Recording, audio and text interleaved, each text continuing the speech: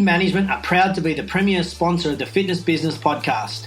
For the FBP family, this week we have a free download for you to work on your business, not in your business.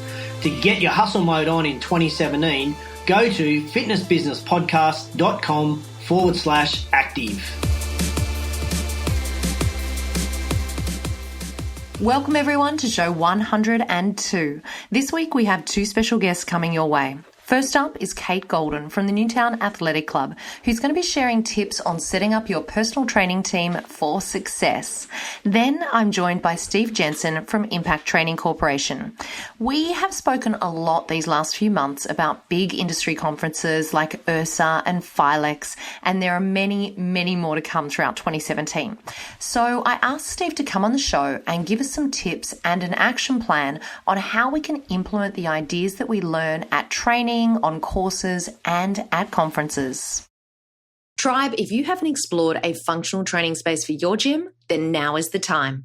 With Queenex Functional Training by Precor, there is a unit to fit every space. Plus, education is included to ensure that training is delivered with confidence. You need to jump online and check this out right now. Go to precor.com/fitness business podcast. Kate Golden is the Director of People and Fitness Operations for the Newtown Athletic Club, a 250,000 square foot individually owned lifestyle facility. She oversees all fitness and wellness operations for the club. Kate was named as one of the 2017 Ursa Rising Stars, so I started the interview by asking her what that recognition means to her. You know, when I got that email, I was pretty excited, to be honest. I have no idea how many were even nominated, but just, getting the email saying I was a rising star. I've been working probably since I could walk. So to be recognized by the industry trade was quite an accomplishment that I'm proud of. The industry is filled with passionate, talented people, and everyone has a common goal to help people lead a healthier life. So, we're super lucky to have Ursa and to have that trade organization that they really go over the top to ensure that we have all the knowledge we need to do better and that we stay up on trends. So I'm, really proud to be a part of Ursa as a whole. And what would you say that having or being one of the Ursa Rising Stars for 2017, what does that mean for your team at Newtown Athletic Club? Yeah, to be honest, it's a testament to who the NAC is. I mean, our club is filled with rising stars, if you ask me, and some bright, shiny, experienced stars too. So we continuously try to be better and to bring the best programming to better our club. We're also trying to, better ourselves, and our club invest in our team members. So as much as I was nominated as the rising star, I'm pretty sure it represents my entire team. Now, you're the Director of People and Fitness Operations at Newtown Athletic Club. Do you want to just give us an overview of what your role is responsible for? Sure. So it's a mix of fitness and people, because when I was first hired, I was hired to do HR, and I think HR is a boring title. So I created the title of Director of People Operations. I love that you created your own title. Yes, our owner said I can call myself anything I want, and I could be the queen of the fitness or queen of the people if I wanted to. So I love that. You should have just gone with that. I know, I should have. We only have one queen at the NAC, and it's Linda Mitchell. So I think she's earned that right. Right. And then for people, about 1 year or 2 years into overseeing HR, I was handed the personal training team. So our owner asked me to take the 12,000 square foot fitness center, throw it down the road, and act like it was mine. So on a daily basis, I oversee 25 personal trainers, and they do everything from one-on-one training to team. We have a large group training called Spartan. We have a 6-zone circuit training that's included in your membership. We have a Parisi sports performance team. So I oversee all of that aspect of training. And then I also oversee our group fitness programming, and we have over 200 classes a week. We have 60 instructors, our nutrition, our wellness programs that we have. And then, so I do the HR as needed as well. So I conduct quarterly trainings for our managers. I do a monthly new employee orientation, and then I help create the job descriptions and interview processes and handle any employee issues as needed. Wow, that's a huge role, Kate. Well, I'm super lucky that I have such an amazing team who really does, manage a lot of that day-to-day operations. So I'm really lucky in that sense. Yeah, and I should just mention to everyone now, you did mention your boss, Jim Worthington, and for anyone that didn't already catch that show, Jim was actually one of our guests back in show 34. So that was in our early days, about in the first 6 months or so of the show. So you can go back and check that out. And he talked about how a health club can make a difference when you focus on wellness, which was great having Jim on the show. So you just mentioned then, Kate, about your team and how important they are. Talk to me about leadership behaviours. So what would you say, what leadership behaviours do you feel are needed in order to lead such a large team? I believe that you shouldn't ask your team to do anything you wouldn't do. So to me, and that goes for anything from re-racking weights to cleaning up the turf to putting in the extra time to help members out. I believe that you have to lead by example. So a lot of times I won't ask a team member to go re-rack weights. I will, ask them if they would help me. So I pick up the weights and call somebody over to help me start re-racking. And I think that when you lead by example, then your team tends to follow, and eventually you don't need to ask them to help you and they just do it. So I think that's one of the main things that has helped me lead our fitness team. And all the teams, when I first started and I oversaw, housekeeping and front desk, I did their job with them. For our housekeeping team, I worked with them from 8 to 12 to midnight and sometimes to 1 in the morning. And I cleaned right beside them. And it really helped to build relationships and see what it really does take to do their job. And we went from thinking that we had to cut some of our housekeeping staff to actually just putting in some better processes and hiring more. But I think that, when you work right next to them, front desk, same thing. And with our personal trainers, a lot of times when you're doing the job with them, you can see what they need and they respect you for that. Yeah, that's a great piece of advice. And I think sometimes when we get caught up in being in a management role, there can be a lapse into just sitting behind the computer or going to meetings and stuff like that. But actually being on the ground and working side by side with your team, as you say, gives you such a great insight into what's happening in your facility. Right. Yeah. I think, leading by example is one of the most basic things that you can do, and really listening to what they want or to what they need. So I think that, spending that time with them is the other key to leading them. And Kate, given that, when we look at that team of personal trainers that you are overseeing, do you find any challenges with working with that many PTs? Well, they are 25 people and 25 personalities. So of course there can be, but to be honest, I think the biggest challenge is time. So when I first started, I was doing one-on-ones with every one of them every single week. And, so the first one was a half hour, then after that was 15 minutes. But once I got to know them, I could kind of put in a structure and figure out who I needed to spend the most time with and who was, pretty much they could stand on their own 2 feet and do their job with their eyes closed, and kind of they needed to be a little bit more challenged, but not on a weekly basis. So I think that my biggest challenge was time, and really that people aspect of it. Sometimes you get into working and you're going from task to task and getting things done, and you need to stop and listen and realize that all 25 of those people have families and personal lives that they want you to care. So I think, from remembering, their kids' names to what their kids' activities do, or that they don't have any children and that they like not having children, and they go out with their friends and what they do. So, or what their favorite drink is or favorite workout. So in my phone, I have all my team members in there, and in the notes section, I try to track little notes about them. So from, their favorite snack to their favorite lunch to what high school or college they went to, what sports they played. So I try to keep little notes on them just so I can remember everything about them. Do you keep that in Evernote? No, I keep that in my cell phone under their name. So where their name and cell phone and email is. Right. So I can access it a little bit. Right. Okay. It's a great tip. I mean, it's something that we can all do certainly in our client relationships. But as you say, it's great to do for our team members as well, to keep up to date with what's going on in their lives and create that point of connection. Yeah.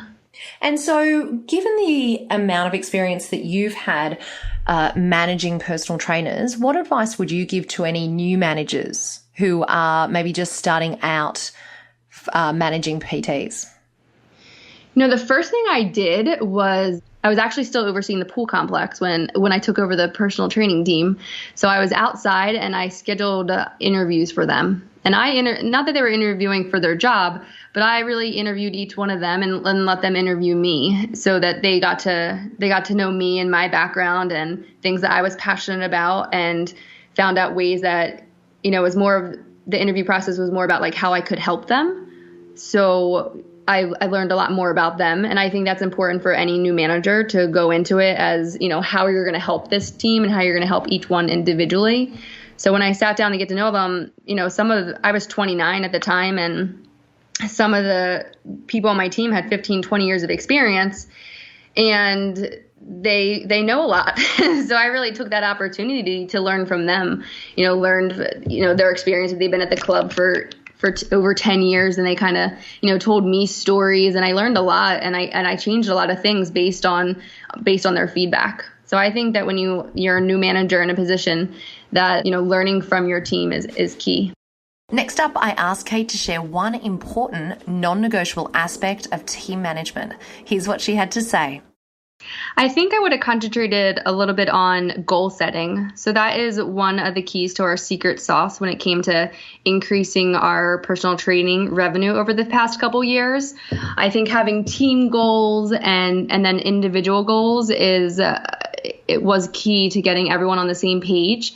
Our whole club runs an open book, so we know all of the financials of our club, but our line level employees didn't know at the time. So I really shared all that with our personal trainers, and then showed them how they impact that number.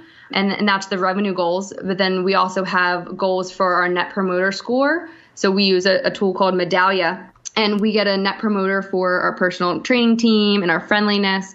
So I really think that, sharing where we were, setting a goal together as a team on where we wanted to go, and then creating that action plan to get there was one of the most important things. And it was really important to not do it just on revenue, and to really, focus on our client interactions, and our net promoter score were huge keys in that success.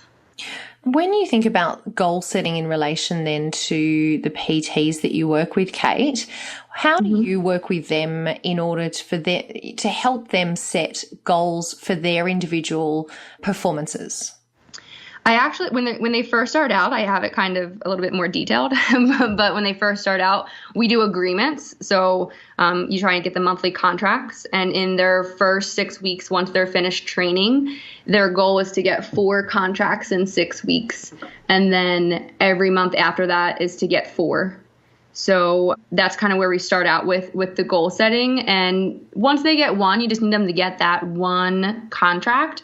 You high five them, you celebrate that goal. And that's for when they first start. And then everybody that, kind of has a starting point, I normally increase depending on, where they are. So it can be anywhere between a 5% increase to a 10% increase. But it's really them, like asking them to set their own goal. I learned a long time ago is that, you want that person to have the buy-in, and you want them to set their own goal. And then you want to, kind of lead them in the right direction to make sure that they're going to accomplish it. So you don't want them to shoot over too high either. Cause then if they don't hit it, then it's a failure. So you want it to have that stretch, that it's not too easy and it's not impossible. So we really focus on that, on the SMART goals. But I will tell you that one of the first things I did was when we set the team goal, when we accomplished it, the first month, I got everyone kid-sized smoothies, and we all cheersed, with our smoothies. I made everyone, high five and cheers each other with the smoothies, and we celebrated together. And the amount of team members who came up to me afterwards saying, wow, like we've never, celebrated, and it was a smoothie, and I've never been so excited for a smoothie. It was, and they looked forward to that then, which was funny because it was just a smoothie. It cost nothing. And they think I'm crazy because I am all about the high fives, and, so we'll stalk you out looking for you when I get the contract in my folder, and then it's your first one, I will run up to you and celebrate you right on the fitness floor. But that gets them excited too. So I do think it makes a lot of difference. Thank you so much to Kate Golden for that great advice. I love her passion for celebrating success, and I think that it's a really good reminder that something as simple as a high five or her example of buying smoothies for the team goes such a long way to make your team feel really appreciated. Now, let's get straight into our second interview with guest Steve Jensen. Tribe, it's my pleasure to be welcoming back today's guest. He is a friend of the show. It is Steve Jensen, the CEO and founder of the Impact Training Corporation and the National Sales Academy. Welcome back, Steve. Hey, great to be here, Chantel. Really excited to have you here today because this is a topic that I know that many people do struggle with. And what we're wanting to talk to you about today is, we all attend conferences as part of our learning as a fitness professional. We all attend training. We're encouraged to upskill.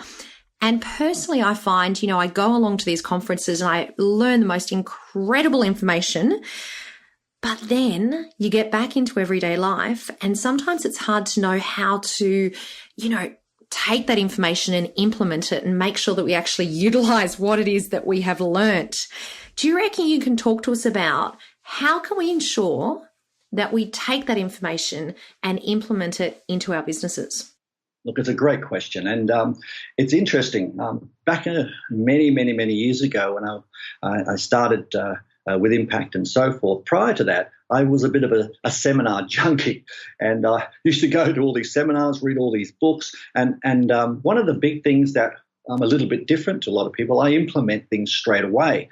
And with my businesses and so forth, I was doing training, but we were finding that the managers and so forth weren't implementing as well as, let's say, I do, and we just used to get frustrated. So went down and embarked on some of the processes that we were using, and it really came down to having a knowledge on not just the information. If you should have a plan of action on how you are going to implement it before you go to your training. Let me give you an example. I'm going to a convention and I'm going to learn X. After you're finished, you've got to say, well, how are we going to implement it? The problem is usually just one person goes to that session. You should have two. And the reason you should have two is that you can then hold each other accountable, but also have another person with the IP. Nothing's worse than having one person's, let's say, interpretation of the training. So you have two people that understand it, and then you have an action plan afterwards, and then you then go into implementing it. Now, the challenge here is, did the person learn the material at a convention? Usually not. The challenge here is actually to then actually implement it yourself. So you become a champion of the process. Nothing is worse than someone getting up in front of you and trying to teach you something they heard an expert talk about, and you have no idea how to do it. So you need to use a process called the 6+1 process. It's called the rule of 6+1, which means you have to actually do, and actually hear the material. And the do is so important. It's show, tell, do. 6 times, relax for a little bit, and then regurgitate it to make sure that you've learnt it. And that's when you then impart the information to someone else. They have to see, hear, and do the activity 6 times, and then they'll be able to actually implement it. It's 62% retention after that. Okay, so let's put this into a practical example. Let's say I've come along to one of your sessions at Filex. You've presented on sales. I'm a club owner and I've come along with my club manager. We are now going to go back to our club, a couple of days after the conference. And so what you're saying is one of us needs to take charge and be the champion. And then give us some practical examples of, you mentioned the see, show, and tell, was it? Yeah. Show, tell, do. Show, tell, do. Okay. What are 3 examples of walking into the club, and how do we do that with our team? Well, let's say you've learned assumptive closing. You say, that's going to be our baby. That's going to be so good. So what you'll do with your buddy that went to the convention, you'll say, let's practice this together. So I will then show and tell you this. And in other words, I will participate in doing that, and I'll explain it to you and then actually do it. So in other words, you do it 6 times with each other. So that when we do training, like when we have a full day's training, we do role plays where we get someone to do it 3 times with each other so that we know that they've heard and done it 6 times. We then have a little bit of a feedback and then say, do it one more time. So when the 2 people come back from a convention, they need to role play this themselves. And then what happens is it'll go into their subconscious, which means they'll say, gee, that was a lot easier. Instead of going to your team, just say, learn this is what we learned at Filex. They actually can do it. And that's why it's really important to actually practice this. Everyone hates role play. So I say it's not role play. It's not role serious. It's role play. It's real play. Just actually play. Just have some fun. Laugh. When you laugh, you're learning. And if these 2 people do this well, and the great thing about this is they become the champions of the process. So let's say we have a full day's training with Impact Training. We go into a club. We have a really great day. Tons of role play. A lot of laughing. What then takes place, we need a champion in that room that says, yeah, I love this. I just absolutely love it. And I say, well, what's your action plan? So they need to go back and do an implementation of, and then when they are teaching these champions, they will learn 5 times faster. So when you actually are doing it, you learn it, and then you're teaching somebody else, your subconscious is learning the modalities much, much faster, and they become champions. Let's say, for example, we work in a business with a number of different staff members. Is there a particular role that you find makes a better champion? Does it depend on what they're passionate about, what they're interested in? How do you identify or choose which person should be the one to champion a particular topic and then spread the word to the rest of the team? That's a great question. Look, there's some people that go to a training, they're maybe not passionate or really interested. You hit the nail on the head, Chantel, where they have to really like it. They say, wow, I'd love to be able to do that. I have people in training these days, and you see the aha goes on in their eyes. They say, oh, and they laugh and say, that is so great. It's so different to what we've done. And they just can't wait to go and do it. And I've actually had people at lunchtime, had a walk-in come in or whatever the case may be, and instantly from the training that they've done, gone and done the process or the activity and come back and said, oh my goodness, it worked. Now this is the type of person you want to champion it. It's not the person sitting in the room that's sort of reluctantly in a training. So that champion usually is the manager, the sales manager, or the receptions manager, that person with that energy and can do. And they must be able to follow through with the plan. But it is so important that they have an interest and actually excited. And that's why in sales and in leadership and training, it's really communication skills. And when we do our training, it's really important that people can take it outside into the real world, so to speak, at family and at home and friends and so forth, where they can really benefit from being a better communicator and getting what they want. But there's a win-win. And I continually get feedback on people saying, oh, I use this at home with Dad, or I did this with my girlfriend, and it makes life so much easier. But they're champions, and they have to have that interest. So you actually hit the nail on the head. Talking about communication, which you just mentioned there, are there any other skills that you would recommend would be useful in this situation? Many, many years ago, I introduced the model of DISC into the fitness industry, and it was everyone says they understand the process of DISC. The challenge is they don't actually use it. The primary behavioural style and the secondary is critical, but also the low behavioural style. So when you actually are teaching somebody, you do need to know what their behavioural style is, because, let's just say, for instance, someone's a dominant, direct person that's influential. They'll want things very quickly and upbeat, where a person that is maybe a little bit more steady and cautious won't want to have that trained to them that way. So it's quite important that managers and people that are implementers actually understand their own behavior and modify their teaching and their language, really, to suit the person they're training. And the other thing that is a good skill to get your head around is to understand that in NLP, there's a thing called visual, auditory, and kinesthetic. To actually learn something, you have to have at least 2 of those components in your training. You either have to see it and hear it, or you might have to see it and feel it. Now, most people learn from an experience. So show, tell, do does all that. So understand that make sure you avoid at all costs, and this is a really important takeaway for today, is don't be a tell-fest manager, inspirator. The problem here is that people say, you should do this and you should do that and you need to do this. And this is called a tell-fest. A tell-fest teaches nothing. Everyone nods their head because they understand what people are saying, but they have no idea how to do it. You've got to actually do it 6 to 7 times to learn it. So please, for the guys out there, please don't get lazy with implementation. Make sure that you spend the time, and it does take time, to make sure that you're practically doing it. And we've said for 100 years now, they need to continually role play. Well, it should be fun, and it should be putting it into that subconscious. So someone does this, instantly happens there. So you need to understand the disc, put it on file, and you can just get a nice report that does that. Doesn't cost much money. And also their VAC. Now, the last thing is their values. You need to know what drives a person to implement those things. Is it money? Is it harmony? Is it something like, let's say, unity? Is it security? And these are another thing that you then will then train that person to be able to implement. The reasons will link to their values, not just their behavior. So there are 3 things that you can get simple reports done and be able to use them.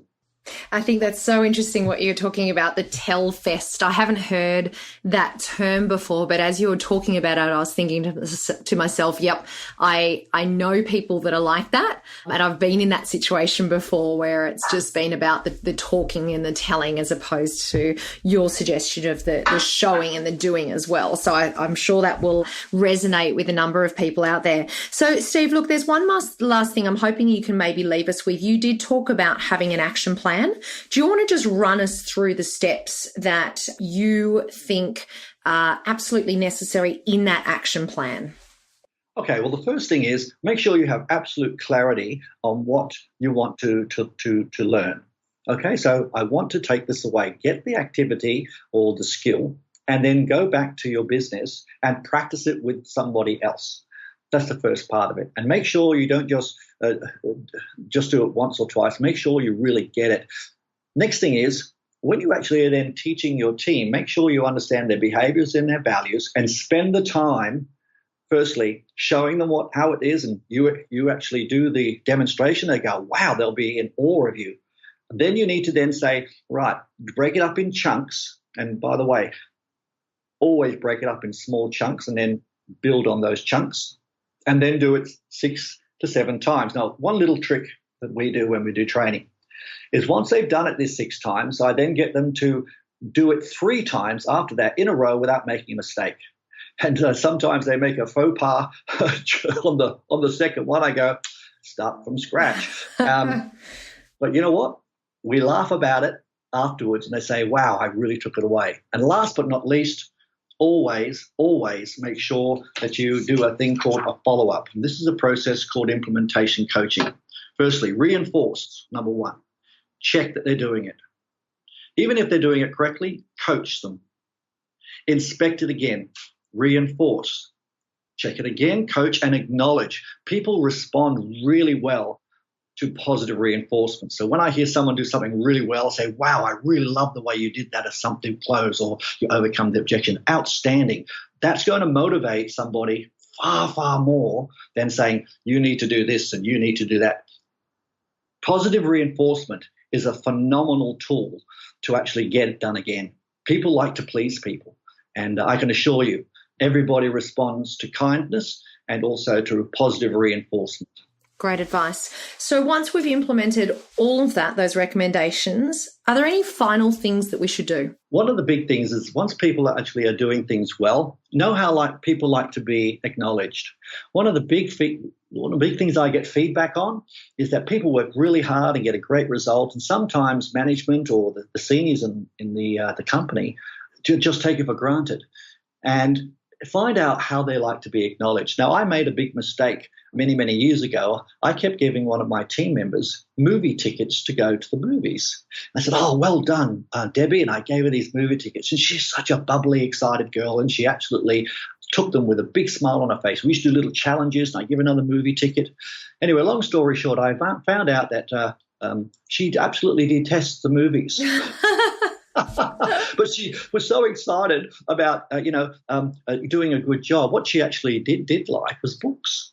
So I then took the movie tickets back and I gave her some books. Now, some people like presents. Some people just like to be told. This is a VAK model. Some people like to receive. Other people like to actually be told publicly or privately by somebody that they respect. Or the other person might need to feel and important. And it's very interesting. Many staff members and team members, even managers and CEOs, sometimes are never told how important they are. Find out, and the way to do this is ask your team member, when was the last time you really felt appreciated and acknowledged at work? Was it when you were given something, given them an example? Was it when you were told something, public or privately? Or was it when you were made to feel special? They will tell you that, and that is their trigger for you to say, well, how would you like me? What sort of things would you like me to give you? How would you like me to tell you, privately or publicly? How would you like to be made to feel important? Put it on their file and acknowledge good performance and implementation. I promise you, they will continue to do it. A big thank you to Steve for that great advice. Give that action plan a try with your team next time you're attending a session or an event. I would love to hear how it goes for you. Now, speaking about events, this one is specifically for our Aussie listeners. Steve Jensen will be joining another Aussie, Steve Brosman, for the Sales and Marketing 2020 seminar, which is going to be happening in June in Sydney, Melbourne, Brisbane, and the Gold Coast. The 3-hour seminar will cover how to consistently attract more quality clients, how to increase conversion rates and shorten the sales cycle. So for more details about that event and to register your place, just head over to Sales and Marketing 2020, they are the numbers 2020.com. Needless to say, I will put that link in today's show notes. We'd like to thank our sponsor, One Fit Stop, for their support, and we highly recommend all fitness professionals go to onefitstop.com to find out how their software will enable you to take control of day-to-day management in your fitness business. One Fit Stop's scheduling, client management, programming, and payment collection tools will set your business up for success.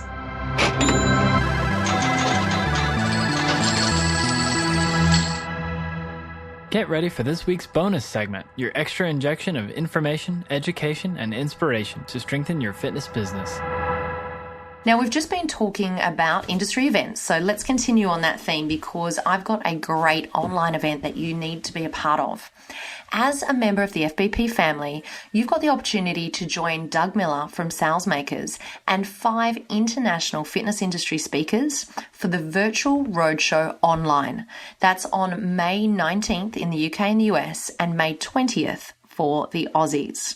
Now, with the support of 12 industry sponsors, the Virtual Roadshow online speakers include Adrian Marks from Biology, talking about the science of digital marketing. Frank Finesse talks about attracting and retaining members using social media.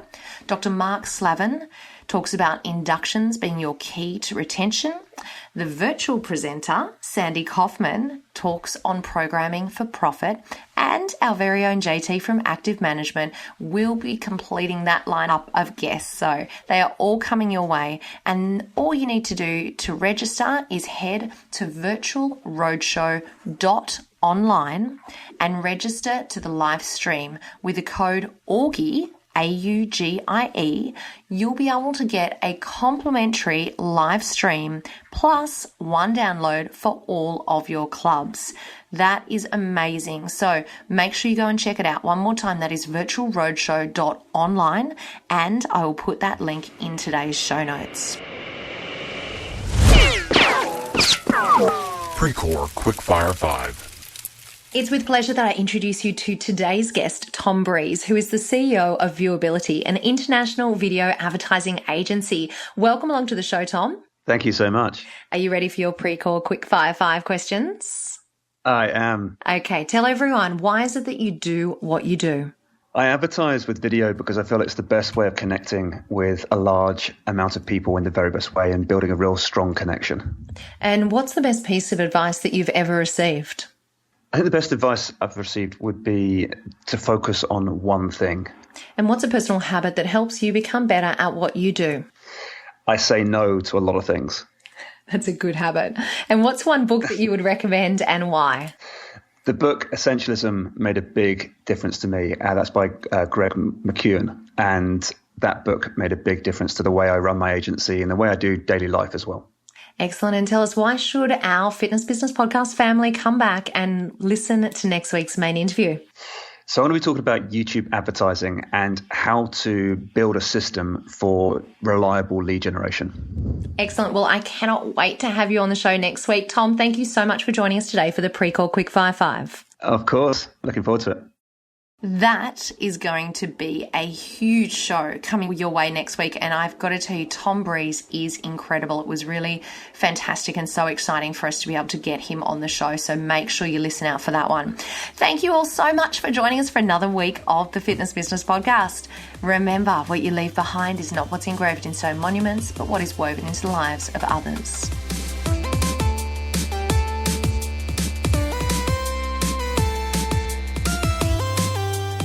Great show this week that you should be suffering DOMs, delayed onset mind soreness, as you are overloaded and that's when your mind is strengthened.